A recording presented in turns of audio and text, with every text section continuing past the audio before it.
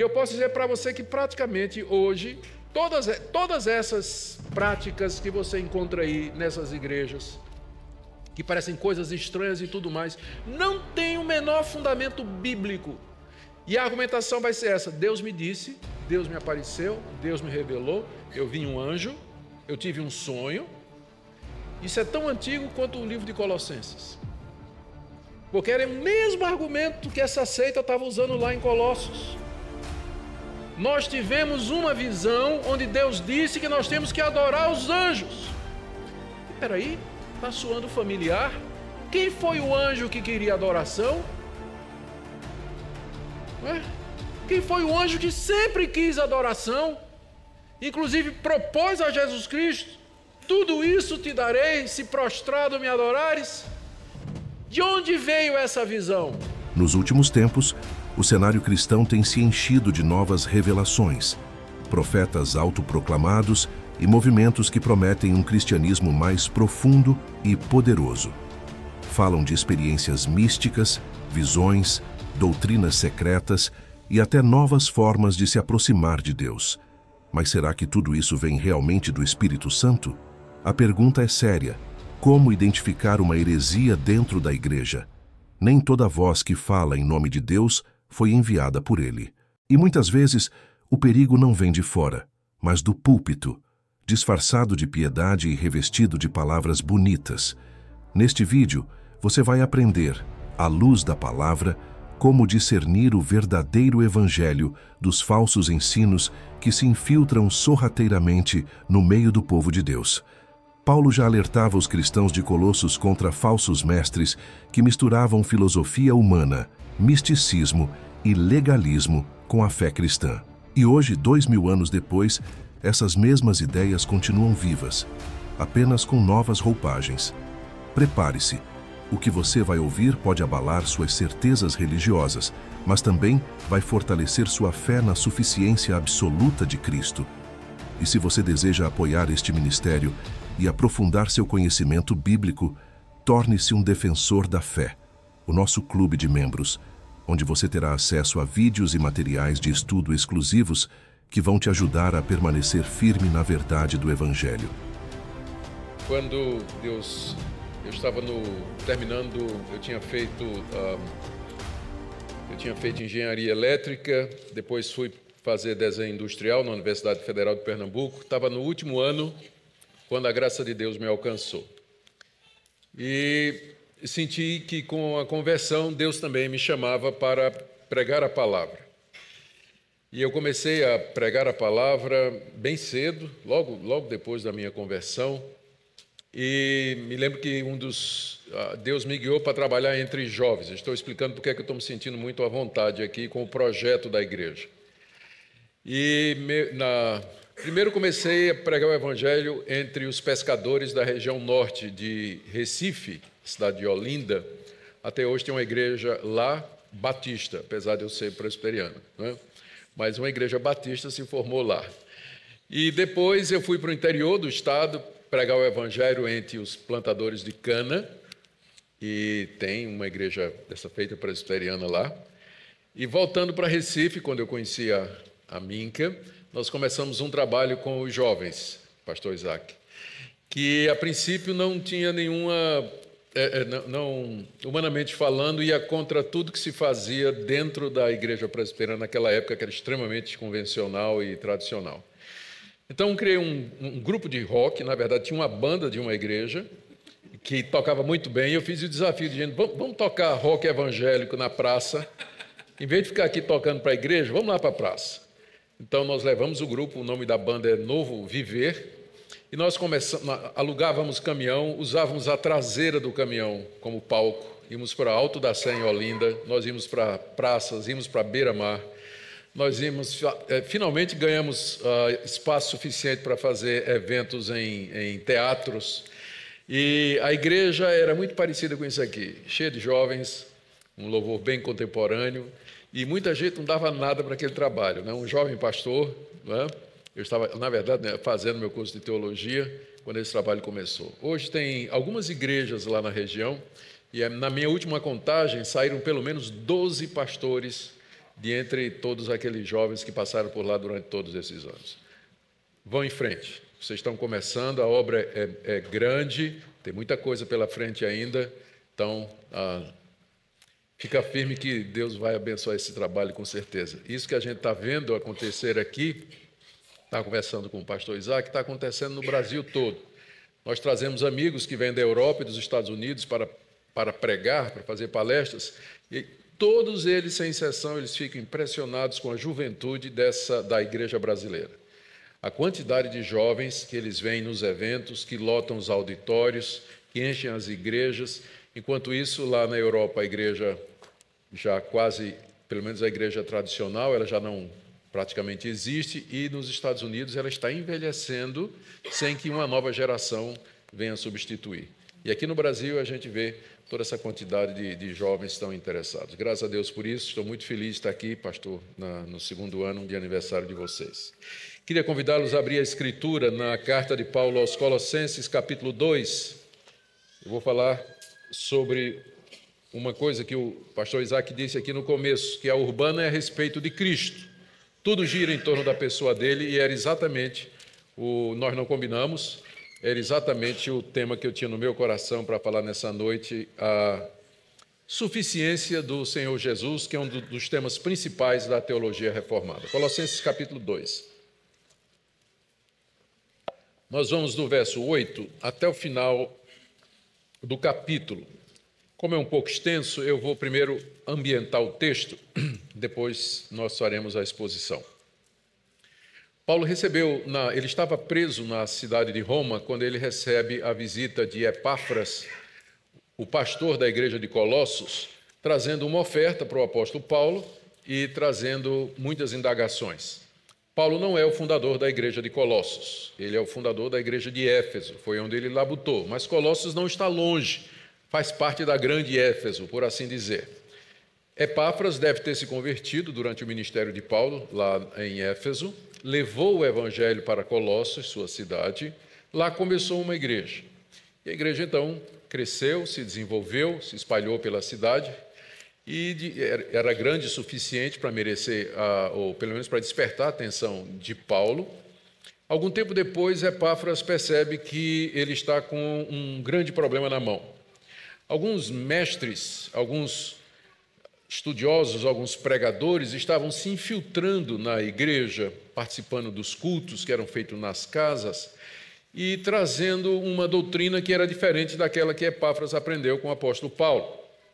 Essa doutrina era uma mistura de cristianismo com judaísmo, ideias gnósticas da filosofia da época, e trazia também um forte viés místico e legalista.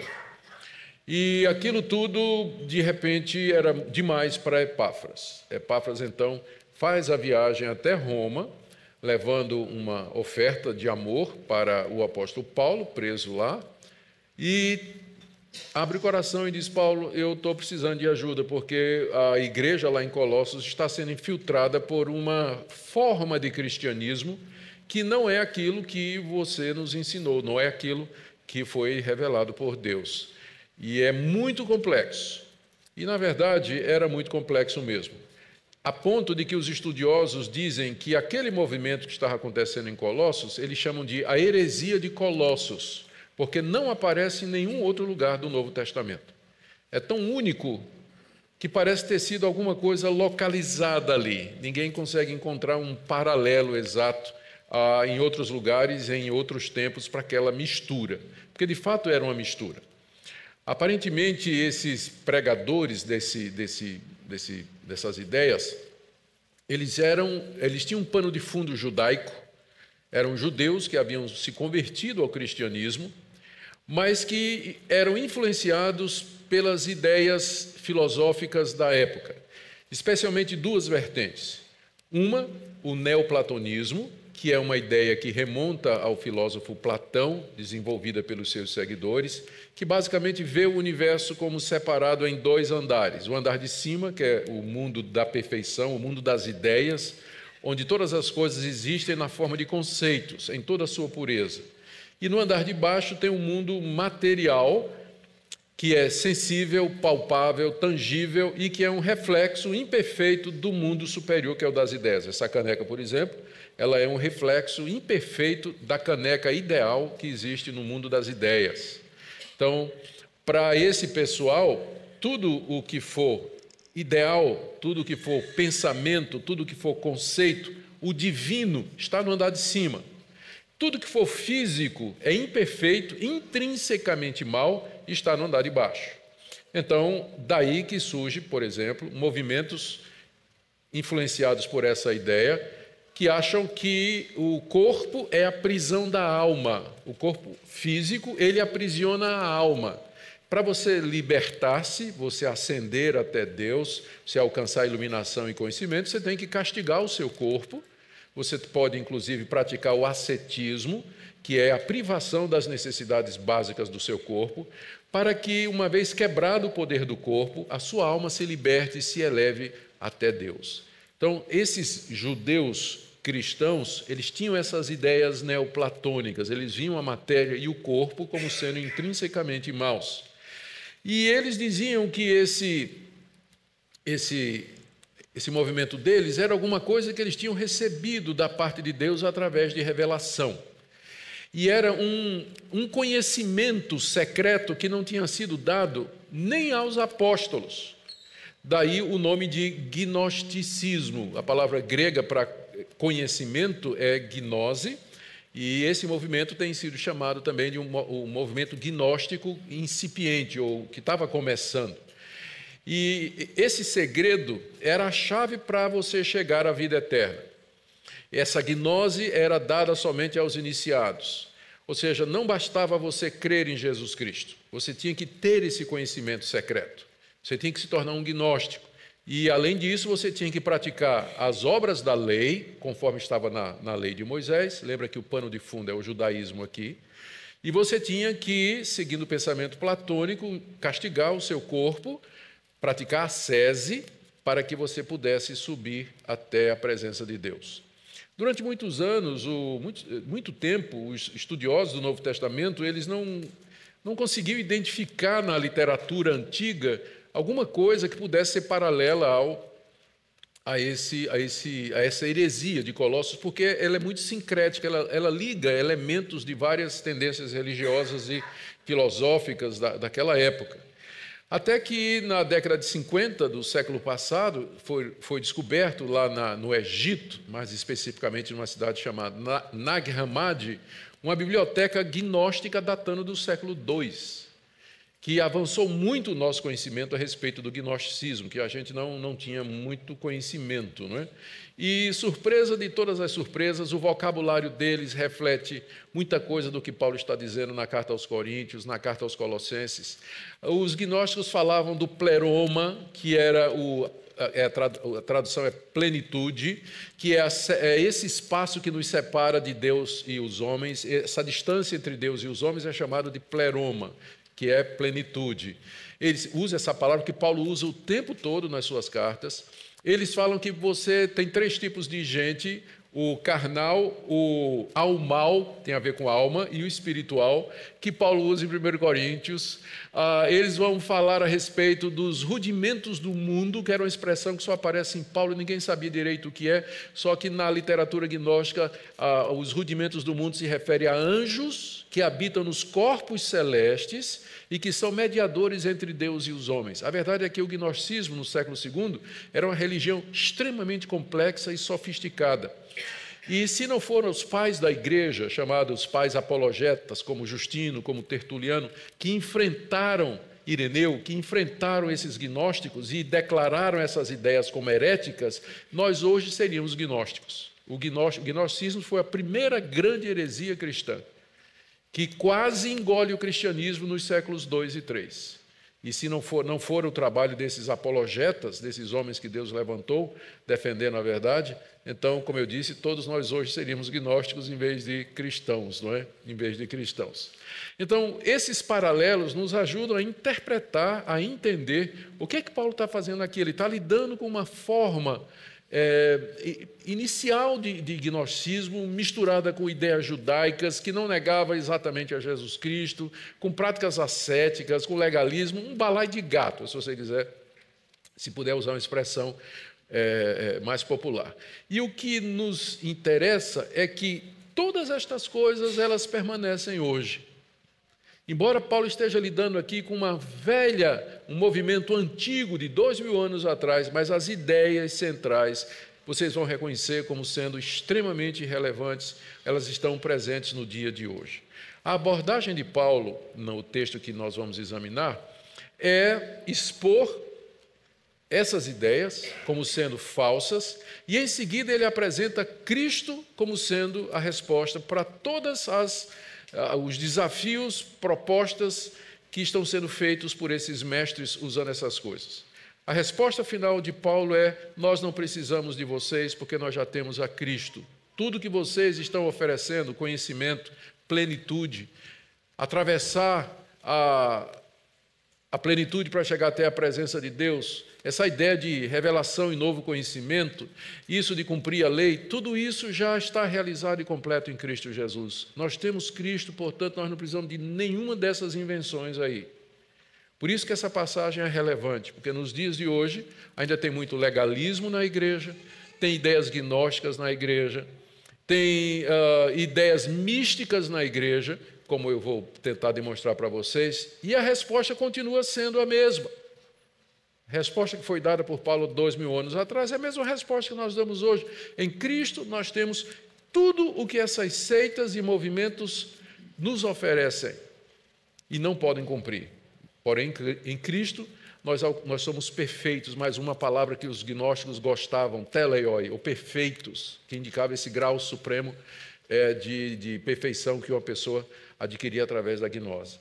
Então, Paulo escreve a carta aos Colossenses, que iria ser levada por Epáfras. Epáfras ia chegar lá nas igrejas, reunir as igrejas, casas igrejas, e então abrir lá o pergaminho e dizer: olha, gente, aqui está uma carta do apóstolo Paulo sobre o que está acontecendo aqui. Vamos escutar a leitura aqui para ver o que ele está dizendo. Imagine a cena, né? Epáfras lendo a carta que Paulo escreveu para a sua própria igreja, com o objetivo de ajudá-lo a pastorear a igreja nas dificuldades que eles estavam passando. Eu vou aqui no que eu considero o coração da carta, onde Paulo combate primeiro as ideias gnósticas, depois o legalismo, depois o misticismo e depois o ascetismo do movimento. Vamos começar com o gnosticismo, aí do verso 8 até o verso 10 do capítulo 2. Cuidado que ninguém vos venha enredar com sua filosofia e vãs sutilezas, conforme a tradição dos homens, conforme os rudimentos do mundo e não segundo Cristo. Porquanto nele habita corporalmente toda a plenitude da divindade. Também nele estáis aperfeiçoados, ele é o cabeça de todo principado e potestade.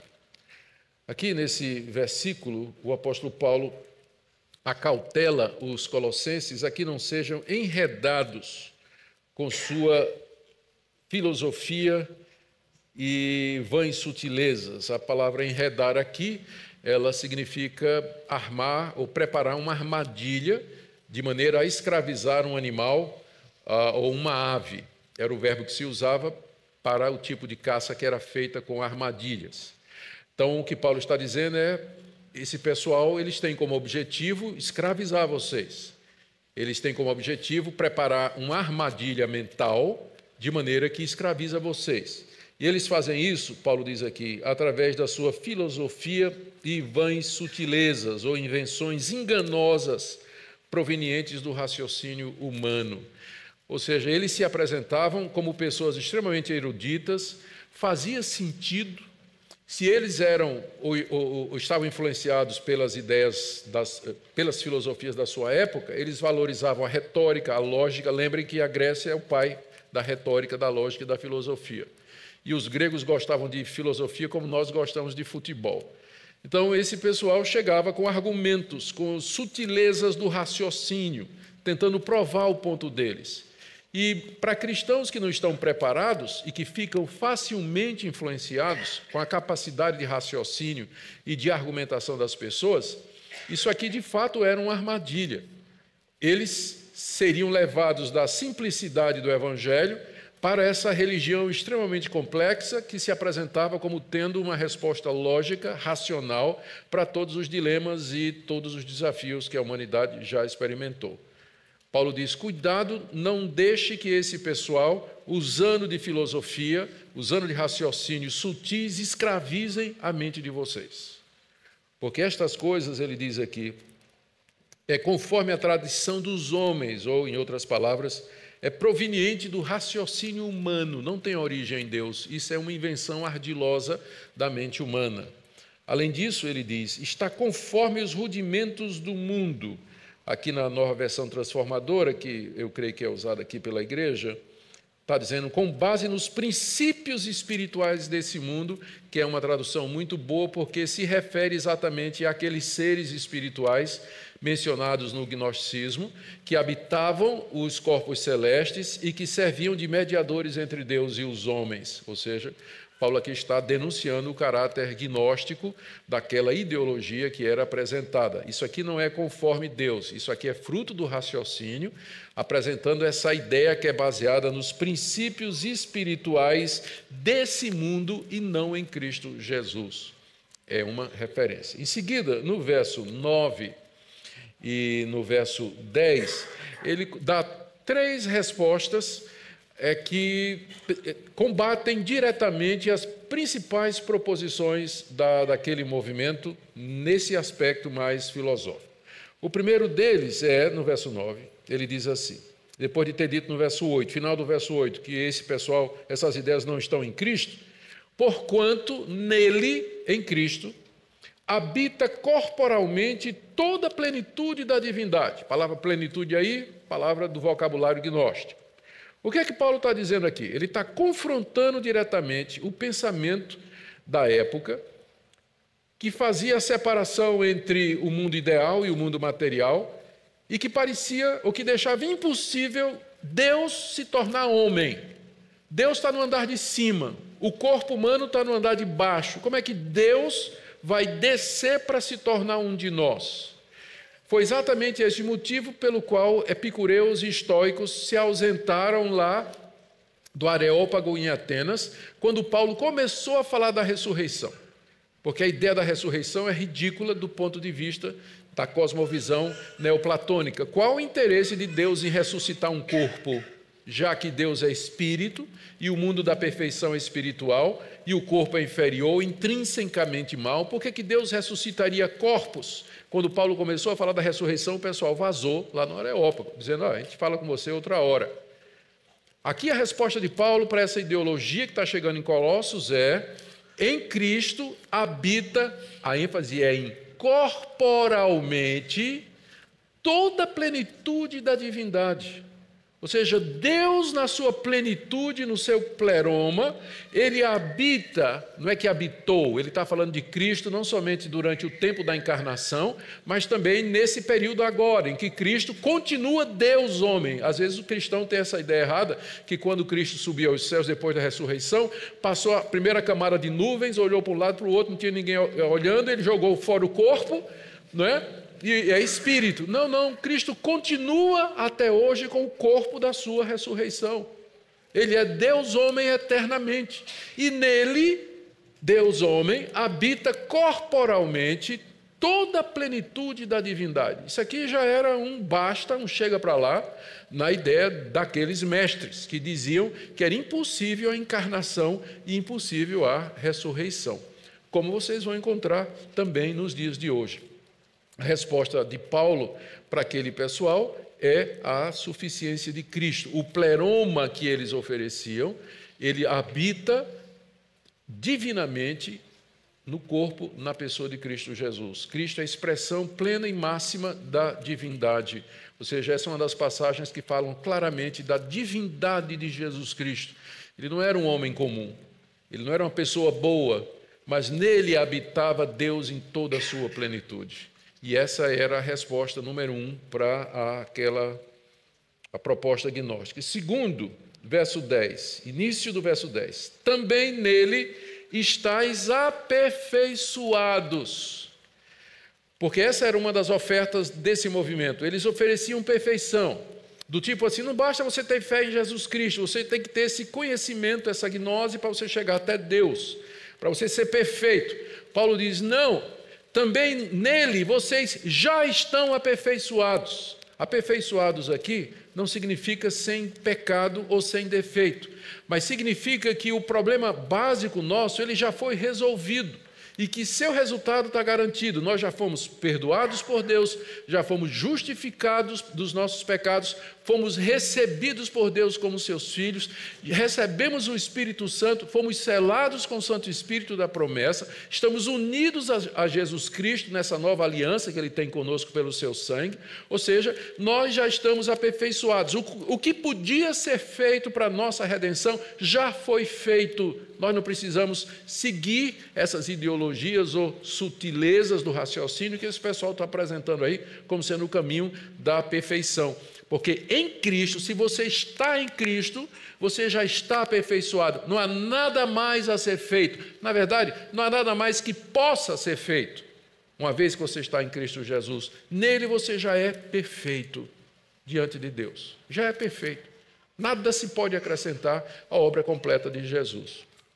Terceira resposta de Paulo está no final do verso 10, quando ele diz que ele é o cabeça de todo principado e de toda potestade, de todo governo, de toda autoridade.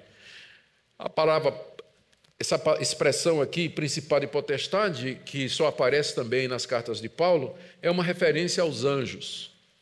E quando Paulo apresenta Cristo como sendo o cabeça de todo principado e de toda potestade, está dizendo que ele é o cabeça de toda autoridade que existe, particularmente da autoridade angelical. E por que isso é importante? Porque na mensagem desses falsos mestres estava a questão dos princípios desse mundo, os princípios elementares, que eram espíritos, que eram anjos que habitavam nas esferas celestiais e que precisavam ser pacificados para que se pudesse encontrar a Deus. Paulo diz assim, Cristo é o cabeça de todo anjo, de todo principado e de toda potestade. Ele está acima de todos os anjos. Por que eu vou ter que me envolver com anjos? Se eu conheço o chefe deles, por que eu vou tratar com o subordinado? E é exatamente hoje, é a razão pela qual eu não entendo hoje. Porque tem crentes, tem meios evangélicos que enfatizam, eu vi um anjo me apareceu, um anjo me guiou, no meu anjo da guarda. Por que esse interesse com anjos? Se Cristo é o cabeça de todo principado e potestade, e eu estou em Cristo. Se eu tenho Cristo, eu tenho tudo. Nele eu sou completo, sou perfeito. Com essas três afirmações, Paulo desmonta já de cara a proposta daqueles mestres no viés do gnosticismo. Em seguida, ele trata de um outro aspecto daquele ensino, que tem a ver mais com o seu fundo judaico, que é o legalismo. Chama de legalismo a tentativa de salvação mediante a guarda da lei de Moisés, ou de qualquer outro sistema de regras. É a tentativa do homem de agradar a Deus e obter a salvação mediante o seu esforço pessoal de cumprir determinado padrão, quer seja humano ou mesmo divino. É isso que a gente chama de legalismo. E Paulo trata disso a partir do verso 11. Agora, lembrando, no judaísmo havia três coisas que identificavam o verdadeiro judeu e que são consideradas como obras da lei. Era a circuncisão, a dieta religiosa, que você encontra no livro de Levítico, você não pode comer esse tipo de animal, você não pode comer sangue, animal com sangue, você não pode comer isso, não pode comer aquilo. Então, tinha uma lista de animais impuros e depois uma lista de animais puros. E o terceiro marcador de identidade religiosa dos judeus era o calendário. Dias de festas, luas novas e sábados. As festas eram 3, Pentecostes, Tabernáculos e Páscoa. Aquilo era a rotina e direcionava a vida do judeu. Então, se você perguntasse quem era um judeu no século I, era alguém que circuncidava o filho, não comia carne de porco e guardava as datas da sua religião de maneira estrita. Então, era isso que estava sendo colocado para os colossenses. Vocês têm que guardar as demandas da lei de Moisés, senão vocês não serão aperfeiçoados, vocês não serão salvos. Olha a resposta de Paulo, primeiro sobre a circuncisão, a partir do verso 20. Nele também fostes circuncidados, não por intermédio de mãos, mas no despojamento do corpo da carne, que é a circuncisão de Cristo, tendo sido sepultados juntamente com ele no batismo, no qual igualmente fostes ressuscitados mediante fé no poder de Deus, que o ressuscitou dentre os mortos. E a vós outros que estáveis mortos pelas vossas transgressões e pela incircuncisão da vossa carne, vos deu vida juntamente com ele, perdoando todos os vossos delitos. Olha o que é que Paulo diz no verso 11. Nele vocês também foram circuncidados. Todo mundo sabe o que é circuncisão. E Paulo diz para os cristãos, vocês já estão circuncidados. Vocês não precisam fazer essa circuncisão feita por mãos humanas. Essa expressão aqui se deriva do costume rabínico de deixar crescer. O rabino deixava crescer a unha do polegar e afiava dos dois lados como uma navalha. E quando o menino vinha para ser circuncidado, né? Então, daí a expressão circuncisão feita por mãos. Né? Feita por mãos. Paulo diz, vocês já foram circuncidados, porque a circuncisão, ela representa o remover do poder do pecado no coração, como tem aqui na nova versão transformadora, dizendo, em Cristo vocês foram circuncidados, mas não por uma operação física, e sim espiritual, na qual foi removido o domínio da sua natureza humana. A circuncisão era um símbolo da remoção do poder do pecado do nosso coração. Por isso que no Antigo Testamento, tantas vezes, os profetas, Moisés dizia para a nação de Israel, circuncidem o coração de vocês. A circuncisão não é prova que vocês são descendência de Abraão. Se você não circuncidar o seu coração, a circuncisão física não vai valer nada. Então, era para isso que a circuncisão apontava, para a remoção do poder do pecado do nosso coração, que aconteceu quando nós nos convertemos. Portanto, em Cristo eu já estou circuncidado. Eu não preciso seguir a lei de Moisés e não preciso me tornar um prosélito judeu para poder ser um crente completo e ser salvo, como alguns ensinam. Tem um movimento judaizante dentro do meio evangélico dizendo exatamente isso. Você tem que se tornar um prosélito judeu para você poder alcançar a perfeição, ser completo e obedecer a Deus. O batismo é o símbolo dessa circuncisão.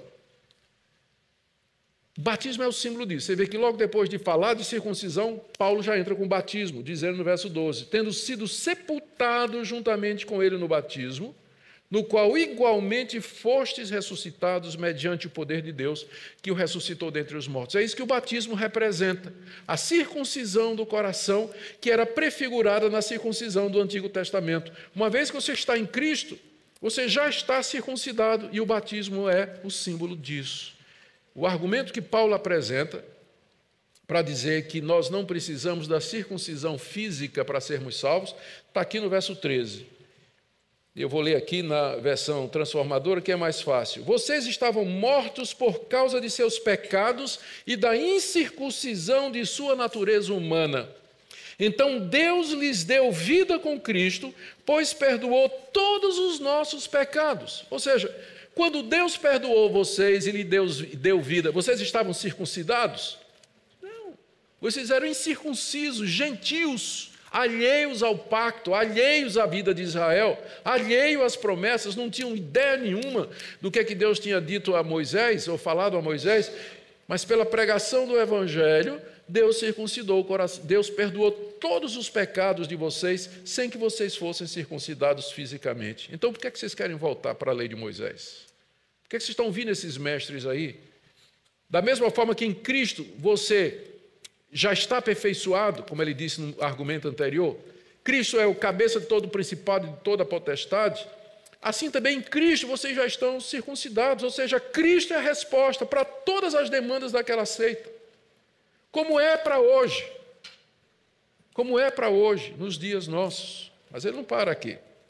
Aqui no verso 14 e 15, ele vai tratar da questão da lei de Moisés em geral. Eu vou ler aqui. Tendo cancelado o escrito de dívida que era contra nós e que constava de ordenanças, o qual nos era prejudicial, removeu inteiramente, encravando na cruz, e despojando os principados e as potestades, publicamente as expôs ao desprezo, triunfando deles na cruz. Aqui a pergunta principal aqui do verso 14 é: o que é esse escrito de dívida que era contra nós, que aqui na nova versão transformadora, diz assim, que é o registro de acusações contra nós. O que é esse registro de acusações contra nós que Deus removeu em Cristo? Ora, gente, o que é que está escrito e que é contra nós, que nos acusa e que nos coloca em dívida diante de Deus? Os 10 mandamentos, a lei de Deus. Não terás outros deuses diante de mim, não farás para ti imagem de escultura, não tomarás o nome do Senhor teu Deus em vão, lembra-te do dia de descanso para santificar, honra teu pai e tua mãe, não matarás, não furtarás, não adulterarás, não dirás falso testemunho, não cobiçarás absolutamente nada do teu próximo. Quem de vocês aqui já cumpriu tudo isso a vida toda? Eu não estou levantando a mão exatamente porque eu também não cumpri. Esse é o escrito de dívida, é o registro de acusações, porque a lei não foi dada para salvar. A lei foi dada para calar a nossa boca, para mostrar que nós somos pecadores e que nós precisamos de alguém que nos salve. Legalismo é quando você não entende isso e tenta se salvar pela guarda da lei, num esforço absurdo, porque você está partindo do pressuposto de que você consegue. E um dos temas centrais da reforma protestante, refletindo no ensino bíblico, é a depravação total do homem. Quando diz total, não quer dizer que o homem é tão depravado quanto pode ser, mas quer dizer que todas as dimensões da sua existência foram corrompidas pelo pecado. Mente, coração, vontade, emoções, disposição, consciência, memória, discernimento, de forma que o homem não pode obedecer a Deus, ele não quer e ele não vai obedecer a Deus, nunca. Então, a lei de Deus, o problema não é com a lei, o problema é que a lei foi dada para pecadores como vocês e como eu. Então, ela se torna no registro de acusações, escrito de dívida que Deus tem contra nós. Olha o que é que Paulo diz que Deus fez, no verso 14. Deus cancelou o registro de acusações. Alguém conhece uma coisa mais libertadora do que essa? Você está devendo uma nota, está sendo processado e de repente chega o oficial de justiça e diz: olha, o juiz cancelou as acusações, você está livre, você não deve mais nada, está livre, não tem mais risco nenhum de ser condenado, não vai perder absolutamente nada, sua liberdade é completa e total. Cancelamento. Deus cancelou o escrito de dívida que nos era contrário. Como ele fez isso? Ele explica aqui. Esse escrito de dívida, o registro de acusações, constava de ordenanças, que eram exatamente as ordenanças da lei que eu mencionei para vocês, o qual nos era prejudicial, porque a lei não foi dada para nos salvar, mas para nos condenar. Agora veio o final do verso 14. Removeu inteiramente, encravando na cruz. Sabia disso? Que quando Cristo estava sendo crucificado, Deus estava ali crucificando com ele o escrito de dívida que nos era contrário e que assinou com o sangue de Cristo, cancelado. Aí Paulo pergunta: por que vocês querem se submeter à lei de Moisés outra vez? Esse escrito de dívida já foi removido, já foi cancelado na cruz de Cristo, está pregado lá, ou foi pregado lá. Aqueles mesmos cravos que traspassaram as mãos e os pés de Jesus são os mesmos que cravaram a lei na cruz, de maneira que quando a lei, Deus olha para a lei, ele a vê cravada na cruz. E as acusações, elas encontram o seu pagamento na pessoa daquele, junto com quem a lei foi encravada. Ali você tem a dívida e o pagamento, todos encravados na cruz. Juntos, o que eu devo e o que foi pago, preso pelos cravos na cruz, para todo sempre. Então, por que vocês querem voltar para a lei, diz o apóstolo Paulo? E aí, mais uma vez, a resposta para o legalismo é Cristo. Mais uma vez, resposta para o gnosticismo, Cristo. Nele vocês já estão aperfeiçoados. Resposta para o argumento da circuncisão, Cristo. Em Cristo vocês já estão circuncidados também. Mas e a lei de Deus que foi dada? A lei de Deus foi dada, era contrária, ela foi dada para nos destruir, para nos mostrar quão pecadores nós somos, as suas demandas já foram cumpridas plenamente na cruz do Calvário, a ponto de Deus cancelar a sua dívida, a dívida que nós temos diante dele, que é a culpa dos nossos pecados. Está tudo pago na cruz, portanto, vocês não precisam, não há o que fazer mais. E ainda, no verso 15, e aqui nós temos que perguntar o que é que o verso 15 tem a ver com isso. E despojando os principados e as potestades, publicamente os expôs ao desprezo, triunfando deles na cruz. Como eu disse para vocês, principados e potestades é uma referência aos anjos, e no contexto são os anjos maus. Satanás e os seus anjos. São estes que Cristo expôs publicamente ao desprezo quando triunfou na cruz. Mas em que sentido? Qual a relação desses anjos com o que Paulo acaba de falar sobre a lei? Qual é a força da argumentação do diabo contra o ser humano? É a lei. É a lei. Você vai ser condenado. Não há esperança para você, porque aqui, os 10 mandamentos. Você quebrou todos. Onde não há lei, também não há pecado. Então, a força da acusação do maligno e dos principados e potestades é exatamente a força da lei. É interessante que quando Deus deu a lei no Monte Sinai, quem foi o mediador entre Deus e Moisés? Anjos. Os anjos estavam no Sinai e eles foram mediadores da recepção da lei. Paulo fala disso em Hebreus e fala em Gálatas. E ele faz isso para maximizar o Evangelho, porque o Evangelho ele nos foi dado diretamente por Deus em Cristo Jesus, enquanto que a lei foi dada por Deus através de anjos a Moisés. Então, há uma ligação entre os principados e potestades e a lei. Por isso que a vitória de Cristo, no verso 14, cancelando o escrito de dívida na cruz, também representa o triunfo dele sobre principados e potestades. A figura que Paulo usa aqui no verso 15 é do triunfo romano, de um general que entra vitorioso na sua cidade, depois de ter vencido o inimigo no campo de batalha. E o que acontecia naquela época, quando um soldado vencia outro no campo de batalha? Ele despojava, ele desarmava, que inclusive é a tradução aqui, a nova versão transformadora, desse modo desarmou os principados e potestades. O soldado vitorioso, ele desarmava o vencido, tirava seu escudo, tirava sua couraça, sua lança, sua espada, seu capacete e levava como despojo. Entrava triunfalmente na sua cidade, o general vitorioso, numa carruagem, todo mundo aplaudindo, e atrás da carruagem vinham os prisioneiros de guerra, os vencidos, que eram então expostos ao ridículo, como diz aqui, publicamente expostos ao desprezo. Aqui essa versão diz, os envergonhou publicamente. Aqueles vencidos eram envergonhados publicamente.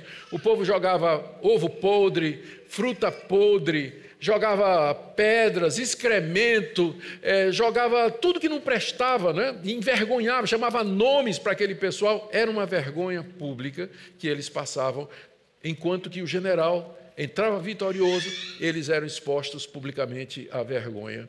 Então é essa figura que Paulo está usando aqui. Quando Cristo sobe triunfante, depois de ter vencido na cruz, venceu a batalha contra principados e potestades na cruz, cumprindo plenamente a lei, ele sobe vitorioso ao céu em triunfo e expõe então Satanás, os principados e potestades, ao desprezo público, triunfando deles na cruz. Que figura maravilhosa, não é, que Paulo usa aqui? E tudo isso aponta para uma coisa só: Cristo é a resposta. Ele é tudo o que eu preciso. Nele eu tenho a libertação da condenação da lei, e nele eu já triunfei sobre os principados e potestades.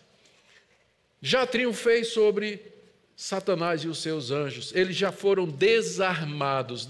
Essa é uma das passagens que nós usamos na teologia reformada, na escatologia mais reformada, nem todo mundo segue, nem todo reformado segue, para dizer que a morte de Cristo na cruz e a sua ressurreição impuseram um golpe tão grande nos principados e potestades que a atuação do diabo não é mais a mesma do que era antes. Antes de Cristo, Satanás e seus anjos espalhavam a ignorância, as trevas, a morte em todo o mundo. O reino de Deus, na antiga aliança, estava restrito a uma naçãozinha pequenininha chamada Israel, perdida lá no meio de grandes potências mundiais como o Egito, a Babilônia, os assírios, por exemplo. Mas depois do triunfo de Cristo na cruz e na sua ressurreição, o Evangelho agora é pregado ao mundo todo e Satanás não mais pode impedir que o reino de Deus se espalhe entre as nações. É nesse sentido que ele foi desarmado. E ele não mais pode nos acusar ou condenar, porque sua arma foi tirada quando Cristo triunfa cumprindo a lei na cruz. Então, nesse sentido, nós dizemos que nós já vencemos, nós já triunfamos, o diabo já foi desarmado, o próximo passo é a chegada de Cristo em glória para lançá-lo finalmente no lago de fogo e enxofre. Mas tudo isso na pessoa de Jesus Cristo. Ainda dentro do tema de legalismo, Paulo trata agora da questão da comida e das festas nos versos 16 e 17. Ninguém, pois, o pois aqui introduz a conclusão do argumento anterior. No argumento anterior, ele tinha dito que Cristo cumpriu a lei e venceu os principados e potestades. Portanto, ninguém julgue vocês por causa de comida e bebida, ou dia de festa, ou lua nova, ou sábados, porque tudo isso tem sido sombra das coisas que haviam de vir, porém o corpo é de Cristo. Aqui ele traz mais uma advertência. Você percebeu que são 3, né? Advertências pelo menos. A primeira está no verso 8, cuidado que ninguém enrede vocês, cuidado que ninguém escravize. Depois ele disse aqui, no verso 16, ele vai dizer, mas ele disse no verso 16, ninguém vos julgue por causa de comida. E no verso 18 ele vai dizer, ninguém se faça árbitro contra vós outros. São 3 exortações dizendo aos colossenses, cuidado, não se deixe enganar, ninguém julgue vocês, ninguém condene vocês por estas coisas, porque em Cristo vocês já estão completos. Mas vamos aqui para o verso 18. O verso 18, quando ele diz, ninguém vos julgue por causa de comida e bebida. Quando ele diz assim, ninguém vos julgue, ele quer dizer, não aceitem a condenação daqueles que insistem. Não deixem que ninguém os condene pelo que comem ou bebem, e não por celebrarem, ou por não celebrarem dias santos, as cerimônias das luas novas ou os sábados. Porque era isso que aqueles mestres estavam fazendo. Está dizendo assim, vocês estão comendo carne de porco? Vocês estão condenados, vocês vão para o inferno. Vocês estão comendo sangue? Vocês estão condenados, vocês vão para o inferno.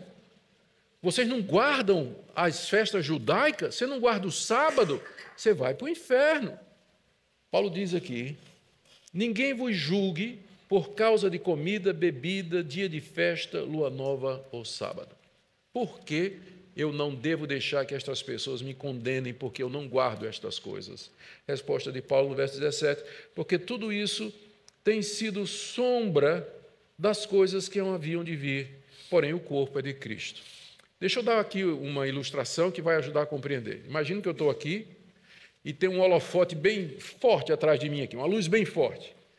E o pastor Isaac se aproxima de mim. Eu não conheço Isaac, ele está se aproximando de mim, por trás. Qual é a primeira coisa que eu vou ver do pastor Isaac? A sombra. Olha aqui, veja aquela sombra. Não é? Sim. Dá para ver que é um homem, não é? Um homem de porte considerável, está se aproximando. Mas não dá para ver se ele é bonito, feio, qual é a cor dos olhos, os detalhes da face. E ele vai chegando, vai se aproximando. Ele passa por mim e fica defronte de mim. Uma vez que o corpo que estava lançando a sombra está na minha frente, e eu agora vejo o corpo com clareza. Eu posso distinguir a cor dos olhos, posso dizer se ele é feio ou bonito, né? Posso dar mais detalhes, eu vejo face a face. Eu preciso da sombra? Não. Estas coisas, não coma isso, não coma aquilo, guarde esse dia, não guarde esse dia, eram a sombra de Cristo caminhando no Antigo Testamento. Cristo caminhando, vindo para a plenitude dos tempos, e ele lançava essa sombra. Quando ele veio, eu tenho o corpo de Cristo. Eu posso vê-lo, posso conhecê-lo. Eu não preciso mais da sombra. Vamos ler de novo o texto? Pois tudo isso que ele falou no verso anterior, comida, bebida, dia de festa, lua nova ou sábado. Tudo isso tem sido sombra das coisas que haviam de vir. O que são as coisas que haviam de vir? Cristo e a dispensação evangélica, que estava vindo na antiga aliança, estava lá na forma de sombra. Porém, o corpo que projeta essa sombra é de Cristo. Então, uma vez que Cristo chegou, eu não preciso mais dessas leis, porque elas eram sombra. Eu não entendo, então, por que é que tem igreja evangélica que insiste em ficar nas sombras. É pastor se vestido de rabino, quipá na cabeça, só chama Jesus de Yeshua Hamashia, põe candelabro na igreja, entra com a Arca da Aliança na igreja, e até fizeram um templo de Salomão aqui nessa cidade de vocês, né? Não é muito longe daqui, não. Pior que não.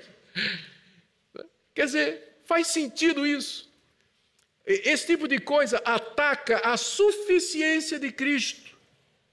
Ele é a substância do Antigo Testamento, ele é o cumprimento de todas aquelas leis. Aquelas leis da Antiga Aliança foram dadas para que você valorizasse o sangue de Cristo, para que você fizesse diferença entre o certo e o errado em Cristo Jesus, para que você lembrasse do repouso de Cristo no dia da ressurreição, para você lembrasse que Deus tem épocas especiais de restauração e de bênção.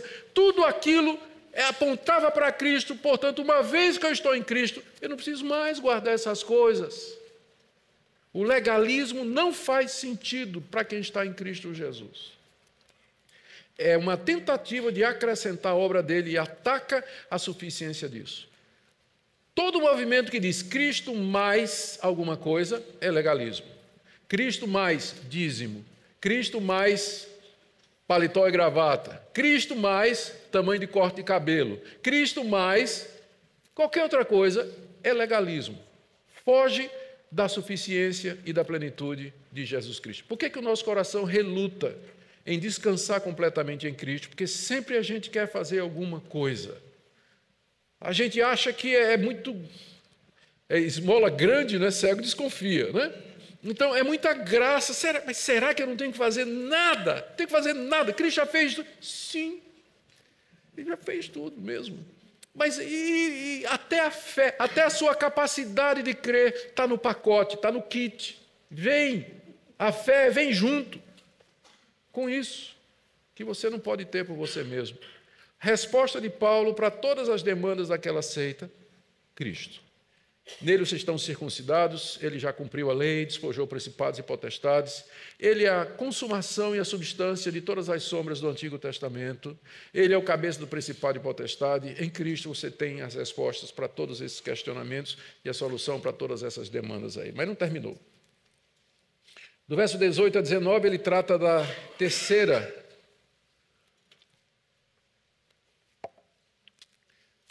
componente daquela heresia, que era um misticismo. Esses homens estavam dizendo que tinham tido visões de Deus, dizendo que nós tínhamos que ter comunicação com os anjos, princípios rudimentares do mundo, para podermos chegar a Deus vencendo o pleroma. Verso 18: ninguém se faça árbitro contra vós outros, pretextando humildade e culto dos anjos, baseando-se em visões, enfatuado, sem motivo algum na sua mente carnal, e não retendo a cabeça, da qual todo o corpo, suprido e bem vinculado por suas juntas e ligamentos, cresce o crescimento que vem de Deus. Olha o que diz a Nova Versão Transformadora: não aceitem a condenação daqueles que insistem numa humildade fingida e na adoração de anjos, e que alegam ter visões a respeito dessas coisas. A mente pecaminosa deles os tornou orgulhosos. Não existe praticamente uma única seita no mundo que não começou com visão, com alguém reivindicando ter tido uma visão. Pensa, por exemplo, no surgimento do mormonismo. Joseph Smith, que era um jovenzinho que tinha andado em várias igrejas evangélicas da sua época e achou que todas elas estavam erradas, diz ele que uma noite acordou com um anjo pairando ao lado da cama dele. E o anjo se apresentou como o anjo Moroni, de onde vem o nome Mormon, e disse que tinha trazido de Deus a localização de umas placas escritas em egípcio antigo, placas de ouro, onde estaria a última revelação, a revelação de Deus para os santos dos últimos dias, revelação que Deus havia guardado para essa época, a última revelação de Deus. Então, o Smith diz que ele foi até o local, descobriu as placas e traduziu, e é o livro de Mormon, o livro de Mormon.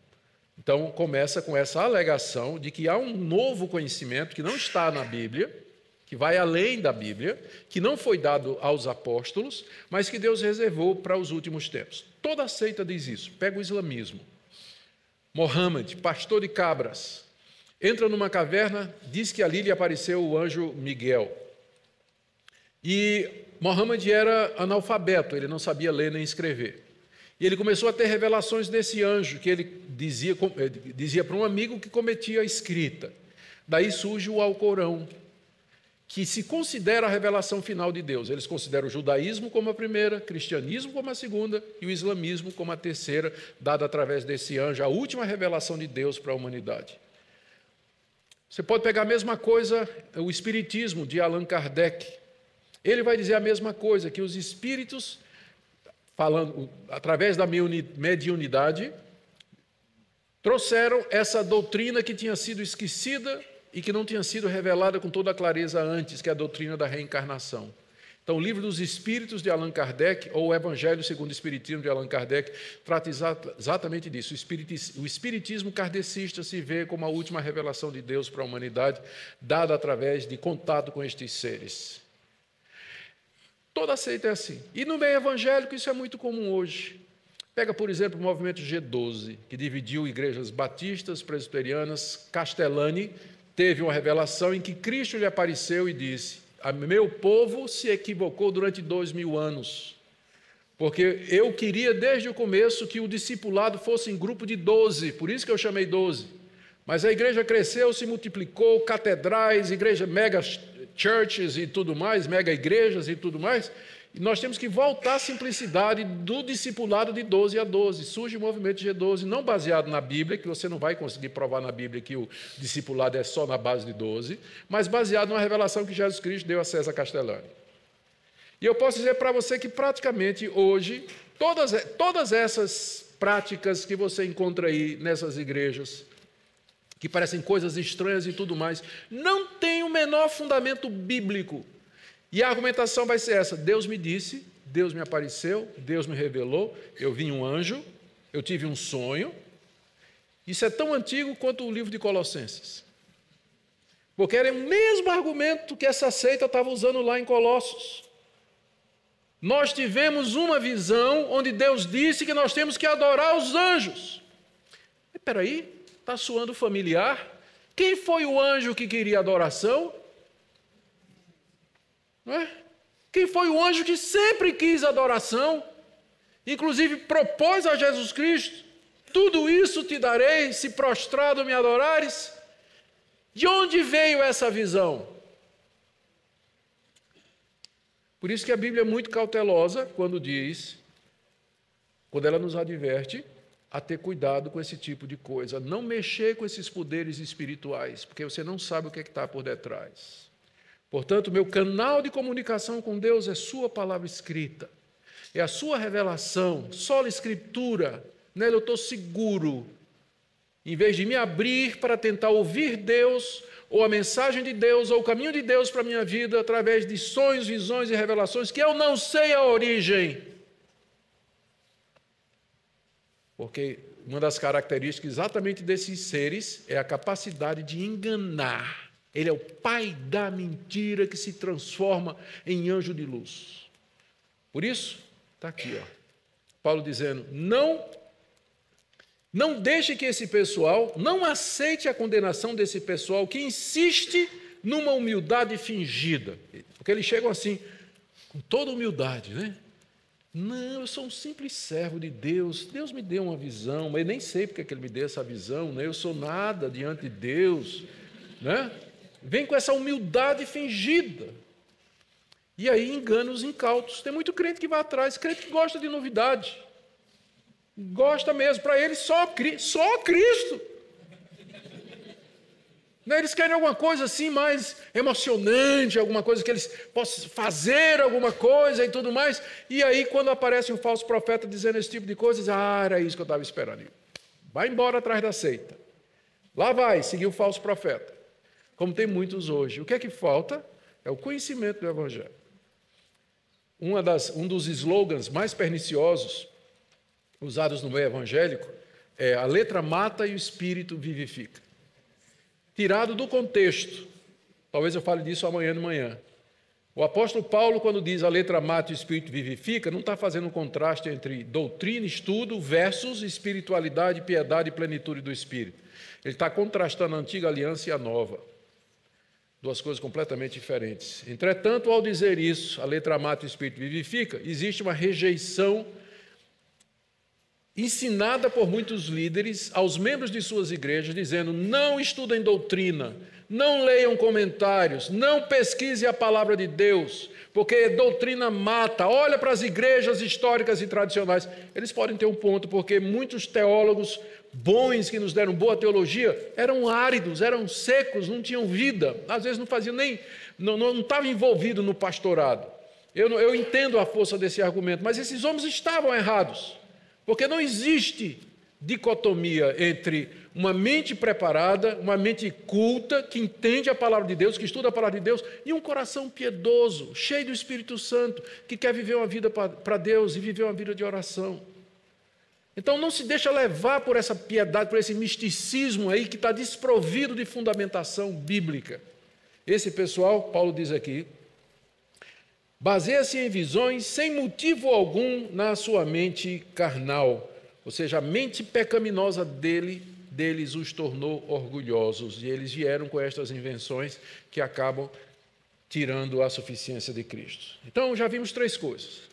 Como Paulo detona o gnosticismo, ele detona o legalismo, e agora ele detona o misticismo, e a última coisa é o ascetismo, que também era um dos integrantes daquela seita complicada. A partir do verso 20. Se morrestes com Cristo para os rudimentos do mundo, porque como se vivesseis no mundo vos sujeitais a ordenanças, não manuseis isso, não proves aquilo, não toques aquilo outro, segundo os preceitos e doutrinas dos homens. Pois que todas estas coisas com o uso se destroem. Tais coisas, com efeito, têm aparência de sabedoria, como o culto de si mesmo, de falsa humildade, de rigor ascético, todavia não tem valor algum contra a sensualidade.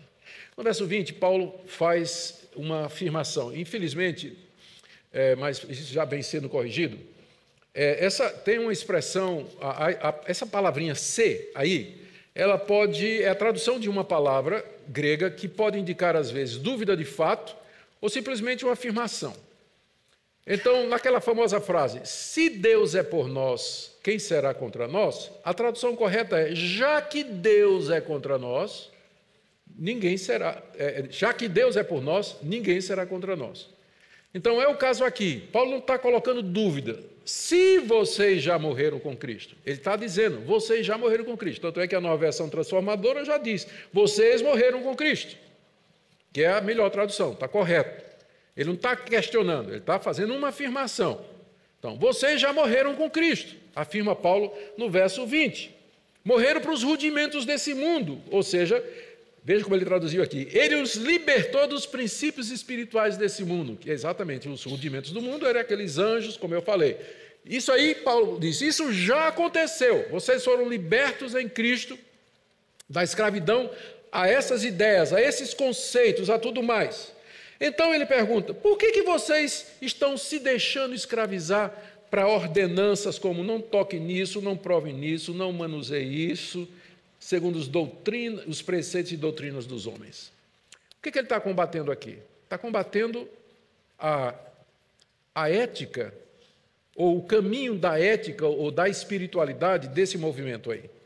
Como eu disse, se você acha que o mundo das ideias é o mundo da perfeição do espírito, e que o corpo ele está no andar de baixo e ele é intrinsecamente mau, a sua espiritualidade passa necessariamente pela subjugação do seu corpo. Você tem que dominar seu corpo.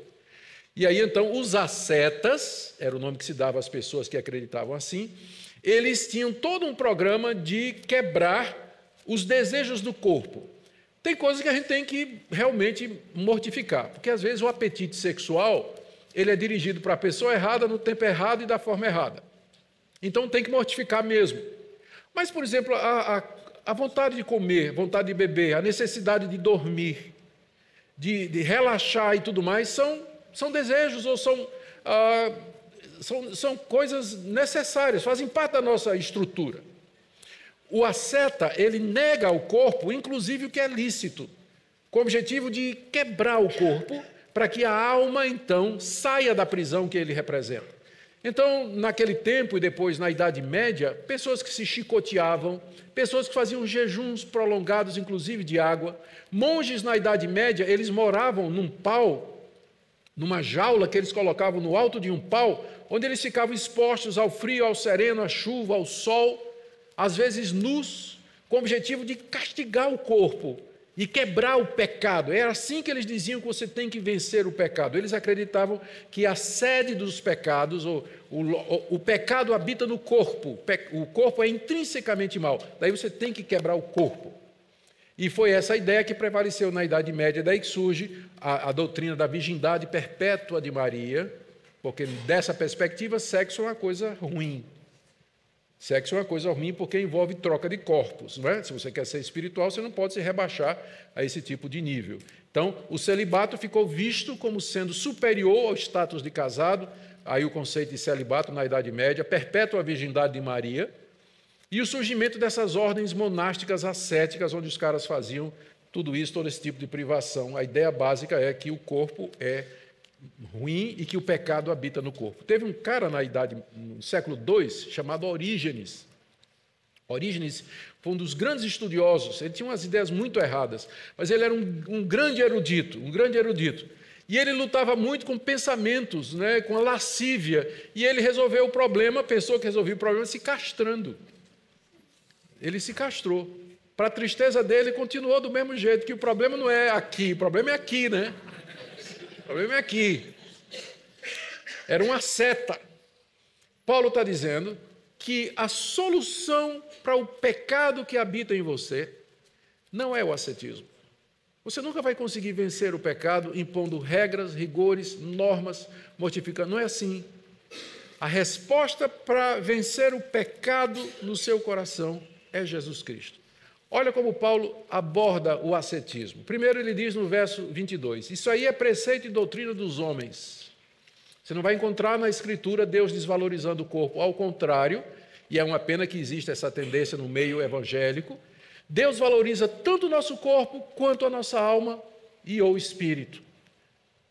Deus nunca coloca o espírito acima do corpo. É sempre a mesma coisa, tanto é que os evangélicos estão enganados quando eles dizem assim que o maior sonho deles é morrer e ir para o céu. O meu não. O meu é a ressurreição. Quando Cristo vai trazer o meu corpo de volta, glorioso e perfeito, aí eu estarei completo, porque eu fui criado com corpo e alma. Deus me fez do pó da terra e depois soprou o espírito de vida. Então, o corpo é importante, tão importante. Cristo morreu na cruz, não foi só para redimir a minha alma, mas para redimir o meu corpo. Por isso que ele ressuscitou fisicamente ao terceiro dia. Então, a fé reformada, ela valoriza o corpo e ela é contra o ascetismo porque está baseada na palavra de Deus. Nós não somos místicos nesse ponto. Nós não cremos num tipo de espiritualidade que vai negar a genuinidade e a validade e a honra do corpo. Nós não cremos nesse tipo de coisa. É claro que os desejos do corpo eles têm que ser direcionados de acordo com a palavra de Deus. Eu já mencionei, você tem uma vontade de comer, é bom, agradável. Deus nos deu papilas gustativas, não é? Para sentir o gosto da comida. É muito bom comer, não é? Mas tem limite também, não é? A gente não pode comer demais. E tem coisas que a gente também não deve comer, como piqui, por exemplo, que é lá do Goiás, que é horrível, não tem coisa pior do mundo. Aquilo ali não foi da criação original, aquilo é lá quando disse a terra produzirá cardos e abrolhos, né? Aquilo ali. Então, sono é uma coisa boa, mas dormir demais a Bíblia já chama de preguiça, né? Já chama de preguiça. Então, com moderação, a gente pode viver e aproveitar todos os benefícios associados com o nosso corpo. O ascetismo não tem nada a ver conosco. Paulo diz a doutrina de homens. Segundo, no verso 22, todas estas coisas com o uso se destroem, não é? Olha aqui, a Nova Versão Transformadora diz coisas que se deterioram com o uso. Ele diz assim, olha, você não pode comer esse tipo de carne. Sim, mas peraí, se eu pegar essa carne e comer, ela não é destruída? Então, para que essa confusão toda? Coisas que com o uso se destroem. É só o comer e resolve. Está destruído. É destruído na boca, depois no intestino e depois vai para lugar escuso. Não é? Como é o termo que a palavra de Deus usa aqui. O próprio Jesus disse, né? Usou essa expressão. Então, Paulo diz, mas que bobagem de vocês fazendo briga por conta de comida. Comida com uso se destrói. Não é permanente, não tem valor permanente.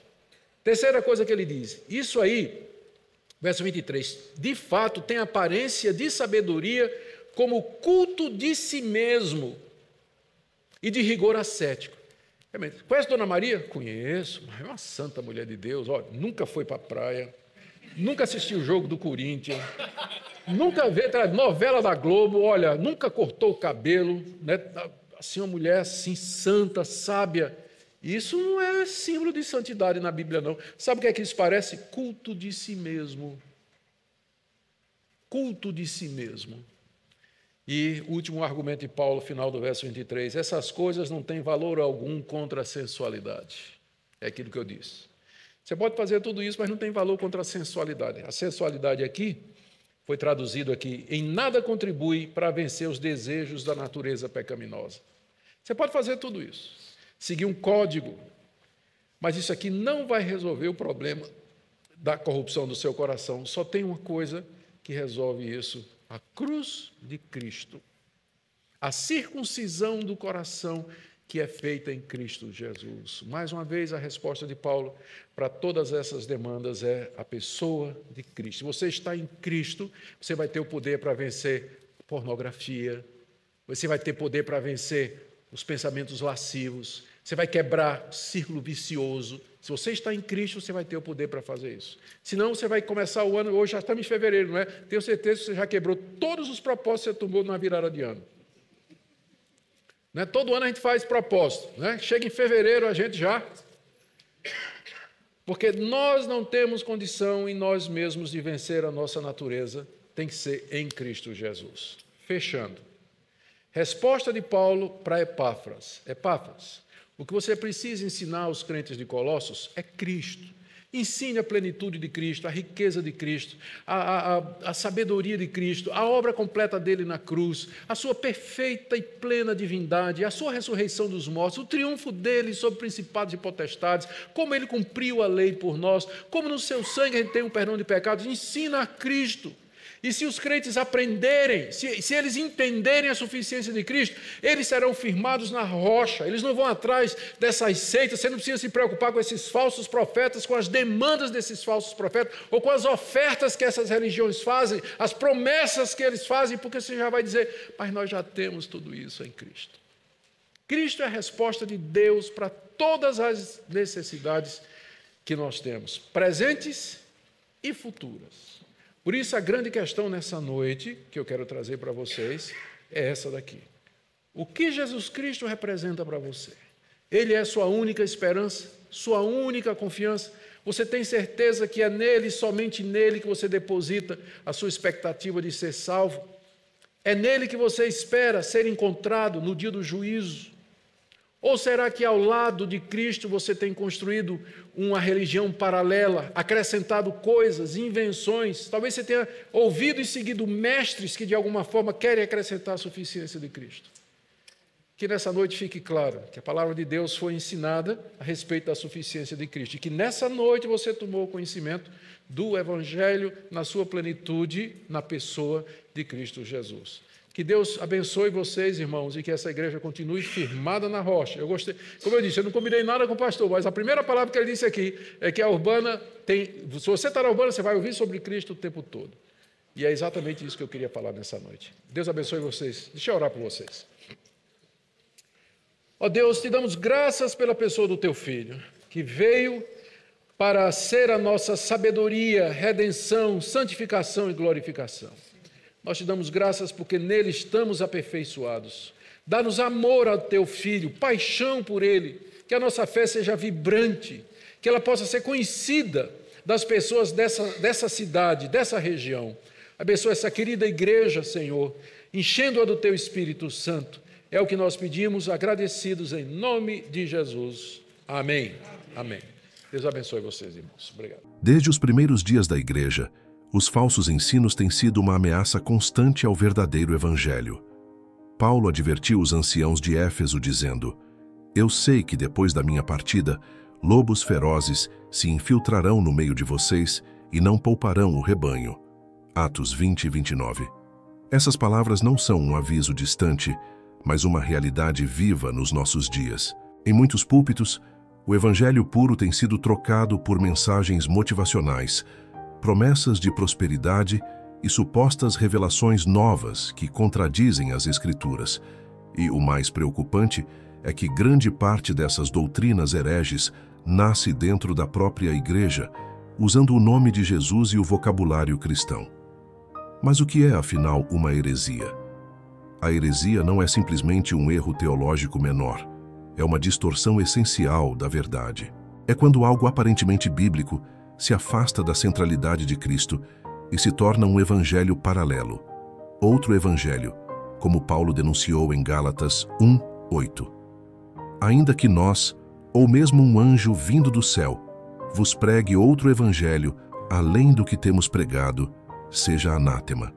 A heresia nasce quando o homem tenta colocar sua experiência, sua visão ou sua tradição acima da palavra de Deus. É o mesmo pecado que Satanás plantou no Éden. É certo que não morrereis. Deus sabe que no dia em que dele comerdes, sereis como Deus. Toda heresia começa com a mesma semente, a pretensão de saber mais do que Deus revelou. Por isso, aprender a discernir o erro não é uma opção, é uma necessidade espiritual. O verdadeiro cristão precisa conhecer a voz do seu pastor para não seguir estranhos. João 10:5. Precisamos de olhos abertos, mente alerta e coração firme na Escritura, porque a apostasia não virá com chifres e tridente, mas com Bíblia na mão e palavras suaves. Neste vídeo, vamos entender como as heresias surgem, como elas se infiltram nas igrejas e, principalmente, como você pode identificá-las e resistir a elas, permanecendo fiel à verdade que salva. E lembre-se, se você deseja se aprofundar neste tema e apoiar este ministério fiel à palavra, torne-se um defensor da fé. O nosso clube de membros, com estudos bíblicos e conteúdos exclusivos que vão te fortalecer na sã doutrina. Para identificar uma heresia, é preciso começar entendendo o que ela faz. A heresia sempre deturpa a glória de Cristo. Ela tenta diminuir a suficiência da cruz, questionar a autoridade da Escritura e elevar o homem a um lugar que pertence somente a Deus. Esse é o ponto de partida de todo falso ensino. Pedro escreveu que, assim como surgiram falsos profetas entre o povo, também surgirão falsos mestres entre vós. 1 Pedro 2:1. Esses homens e mulheres não se contentam em servir. Eles querem ser diferentes, reveladores, mais espirituais do que os outros. É o mesmo espírito que tentou Eva no Éden e que derrubou Lúcifer do céu. Por trás de todo falso apóstolo, profeta ou líder manipulador, há um coração que deseja glória própria. Elas não aparecem como mentira descarada, mas como meias-verdades. Falam de amor, de fé, de Jesus, mas distorcem o significado. Falam de prosperidade, mas não mencionam arrependimento. Falam do Espírito Santo, mas o reduzem a um instrumento de poder emocional. Foi assim que o diabo tentou Jesus no deserto, usando a própria palavra, mas fora do seu contexto. Uma das marcas da heresia é usar a Bíblia como pretexto, não como autoridade. O povo de Deus perece por falta de conhecimento. Oséias 4:6. Quando a igreja troca o ensino sólido por entretenimento, ela se torna presa fácil de qualquer vento de doutrina. Por isso, o crente precisa ser um estudante constante da palavra, examinar tudo, reter o que é bom. 1 Tessalonicenses 5:21. Não há discernimento sem doutrina, e não há doutrina sem Bíblia aberta. Um dos sinais mais perigosos dos nossos dias é a substituição da palavra por revelações pessoais. Muitos dizem: Deus me mostrou, Deus me revelou, o anjo falou comigo. Mas o Espírito Santo nunca se contradiz. Ele não fala algo novo que desminta o que já foi dito na Escritura. Se a revelação não está em harmonia com a Bíblia, ela não vem de Deus. O Espírito que inspirou a palavra é o mesmo que nos guia através dela. Um evangelho sem cruz, sem arrependimento, sem santidade. Um evangelho de conforto, dinheiro e autoajuda. Um evangelho que promete o céu sem confrontar o pecado. Mas o verdadeiro evangelho é o poder de Deus para a salvação. Romanos 1,16. Não para o sucesso terreno. Ele chama o homem à renúncia, não à autopromoção, à humildade, não à glória pessoal. Em vez de conduzir os crentes à maturidade, muitos líderes hereges os mantêm cativos, espiritualmente dependentes. Você precisa da minha cobertura. Sem o meu toque, nada acontece. Isso é manipulação espiritual, não pastoreio. O verdadeiro ministério leva as pessoas à liberdade em Cristo, não à obediência cega a um ungido. O Senhor Jesus disse: "Conhecereis a verdade e a verdade vos libertará." João 8,32. Quando o Espírito Santo age, há luz, há clareza, há crescimento espiritual. Mas quando o inimigo trabalha, há confusão, culpa e medo. O crente fiel não teme a verdade, pois ela revela a glória de Cristo. Por isso, para identificar uma heresia, não basta ouvir o que o pregador diz. É preciso observar o que ele faz com Cristo. Ele exalta a cruz ou a obscurece? Ele chama ao arrependimento ou apenas promete bênçãos? Ele glorifica a Deus ou busca glória para si? Essas são as perguntas que revelam o coração de toda doutrina. E o que se vê hoje em muitos púlpitos é o mesmo problema que os apóstolos enfrentaram há 2000 anos. Homens que pregam outro evangelho, movidos por ambição e não pelo Espírito de Deus.